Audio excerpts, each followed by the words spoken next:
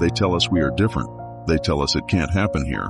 But history doesn't lie. It repeats. Look at Rome. It wasn't a barbarian at the gate that brought them down. It was the rot from within. It was a leader who decided the law was a suggestion. It was a nation that traded its values for a strong man. When the ego of the leader becomes the identity of the nation, the clock starts ticking. Then look at the 1930s, the Detroit direction.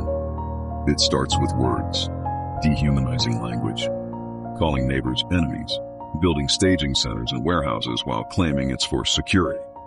They paid triple the price to build cages while the soul of the nation was hungry.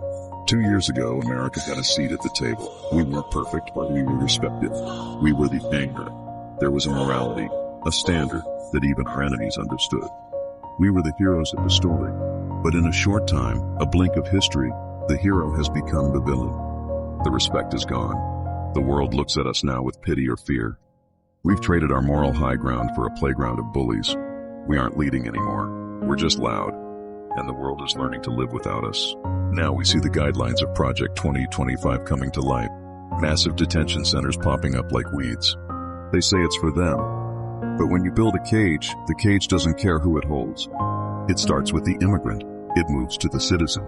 It ends with anyone who dares to say no.